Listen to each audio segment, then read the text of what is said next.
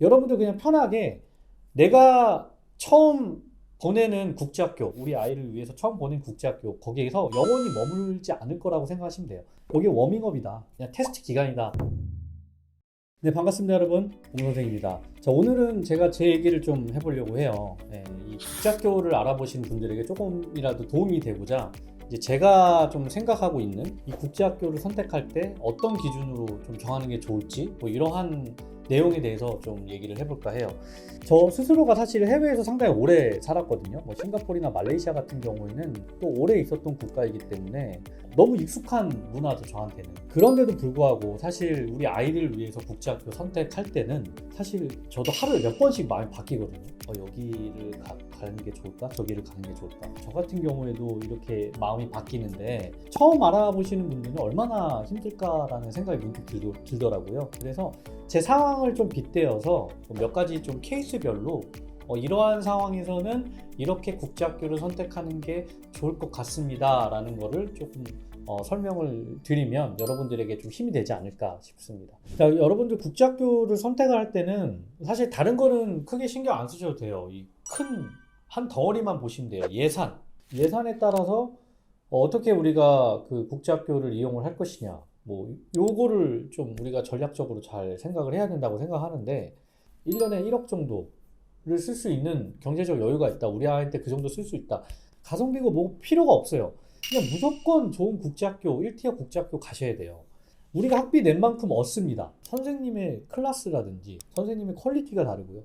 학교에서 누릴 수 있는 캠퍼스 시설이 다르고 거기 들어와 있는 아이들의 교육 수준이 다릅니다.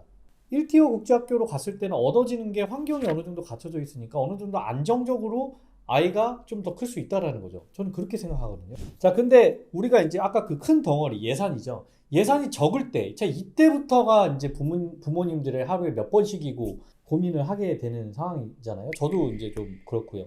1억까지는 아니고 뭐 내가 한 5천에서 6천만 원 정도 쓸 수 있을 것 같아. 우리 아이한테. 자, 이때는 사실 고민이 많이 들어요. 막 1티어를 보내자니 좀 내가 오버를 하게 되고 그렇다고 좀 안 좋은 학교를 가자니 여기서 얻어지는 게 있을까 막 이런 고민을 많이 하게 되거든요. 그래서 저는 저 나름대로 좀 구분을 해봤어요. 제가 좀 분석을 해보니까 이 초등 때 2티어하고 3티어 학비 차이가 별로 안 나요, 생각보다. 근데 2티어하고 1티어는 학비 차이가 꽤 납니다, 초등 때. 그러니까 결국에는 2티어 내에서 좀 선택을 해보는 게 어떨까라는 생각이 들더라고요. 2티어 내에 명문 국제학교는 아니지만 꽤나 이름이 잘 알려진 국제학교가 많거든요. 그리고 뭐 ISP 같은 경우에는 뭐 대사파크에 있으니까 초등 저학년 때 생활 인프라가 되게 좋을 수도 있고 몽키아라 내에 있는 국제학교도 많고요. 그래서 저 같으면 초등 때는요, 초등 저학년 때는 좀 전략적으로 2티어를 선택할 것 같아요. 중등 때는 얘기가 완전 달라요. 왜냐? 중등 때부터는 실적을 내야 돼요, 애들이. IGCSE라는 시험 실적을 내야 뭐 A레벨을 하든 IB를 하든 대입하고 직결적으로 연결이 되기 때문에 자, 이때부터 고민이 많이 들어요. 일단 우리가 시작을 2티어에서 했다고 칩시다. 근데 중등 때는 저 같으면 2티어로 이렇게 가진 않아요. 2티어의 학비가요, 중등 때 1티어하고 거의 비슷해져요. 왜 애매하잖아요. 그래서 이때는 제가 아마 이럴 것 같거든요.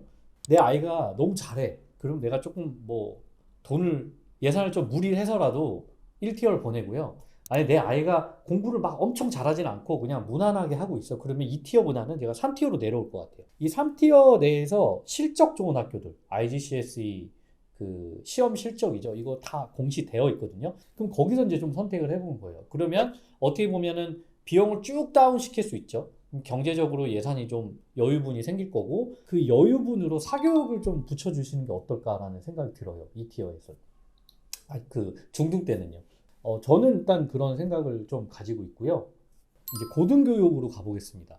자, 고등교육 같은 경우에는 이제 어느 정도 애들이 줄이 세워져요. IGCSE라는 이 시험으로 아이들의 이 평가가 딱 나오잖아요.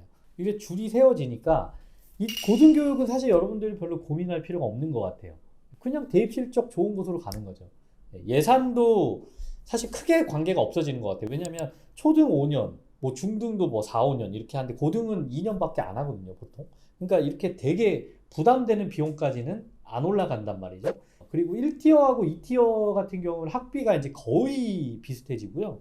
3티어만 좀 쭉 떨어집니다. 이때는 그냥 아이 성적 딱 나오면 거기에 따라 학교 대입 실적 쫙 보시고요. 거기 줄 세워서 들어가시면 돼요. 우리 한국 고등학교 가듯이. 그리고 추가적으로 좀 말씀드리자면 제 생각은 그래요. 고등 때는 좀 보딩을 하는 게 좀 더 유리하지 않나.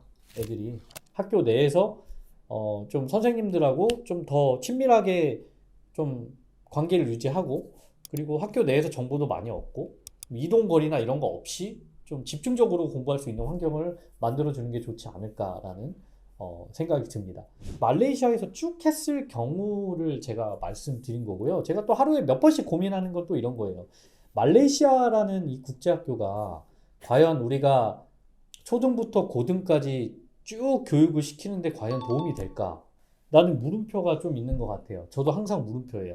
근데 저는 솔직하게 말씀드릴게요. 말레이시아가 가성비 측면에는 좋다고 생각해요. 막 댓글 같은 거 보면은 말레이시아 1억 든다.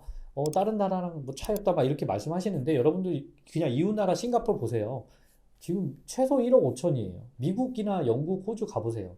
말레이시아에서 생활하는 만치 쓰면 더 들어가요. 근데 말레이시아라는 환경이 가진 게 좀 부족한 게 있죠. 당연히. 그래서 저는 약간 이런 생각을 많이 하고 있어요. 초등 때는 되게 좋은 것 같아요. 저학년 때. 적응이 쉽잖아요. 엄마도 좀 편해. 만만해, 뭔가 살기가. 그러니까 초등 저학년 때 말레이시아에서 한 2, 3년 정도 애들 워밍업 시키고, 그리고 뭐 이제 싱가포르 같은 데나 좀 더 교육 환경이 좋은 곳으로 옮겨가는 것도 좋은 방법이 아닐까라는 생각을 합니다. 여러분들 이것도 잘 좀 그 고려해 보시는 게 좋을 것 같아요. 아니면 초등, 중등을 한국에서 하거나 다른 나라에서 했는데 고등교육만 말레이시아에서 시키는 거는 저는 또 괜찮다고 생각해요. 가성비 나오거든요. 고등교육 실적 좋은 국제학교도 많습니다. 그리고 비용 많이 절약할 수 있고 사교육 많이 붙일 수 있고 뭐 이런 여러 가지 것들을 좀 고민을 많이 해보시는 게 어떨까 싶어요. 네, 물론 이건 저의 이제 얘기였고요. 추가적으로 제가 좀 말씀드리고 싶은 부분은 좀 얘기가 좀 긴데 이 얘기를 꼭 하고 싶었어요. 제가 맨날 하루에 몇 번씩 어떡하지 막 이런 생각을 하다 결론 내린 건 이래요. 제가 문득 옛날 생각을 해봤거든요. 제가 해외에 있을 때. 해외에 있을 때 생각을 해보니까 제가 이사만 15번을 한 거예요. 15번. 엄청나게 많이 했어요. 그만큼 우리가 해외를 가게 되면 생활권도 바뀌고 뭔가 알 수 없는 일들이 자꾸 생기니까 시행착오가 막 생깁니다. 네, 그래서 여러분들 그냥 편하게 내가 처음 보내는 국제학교, 우리 아이를 위해서 처음 보낸 국제학교, 거기에서 영원히 머물지 않을 거라고 생각하시면 돼요. 거기 워밍업이다. 그냥 테스트 기간이다. 그냥 그렇게 생각하시고 그냥 편한 마음으로 가시는 게 조금 더 좋지 않을까. 현재 계신 분들 생각보다 학교 많이 옮기거든요. 그게 다 그런 이유에서 나오는 겁니다. 해외에 있다 보면 알 수 없는 일들이 너무 많이 생기고 막상 가보면 다 다르니까. 그런 것들을 좀 고민해 보시고 결정해 주시면 좋겠습니다. 네, 오늘 제가 저의 그 개인적인 생각을 쭉 얘기를 했는데 끝까지 잘 들어주셔서 감사하고요.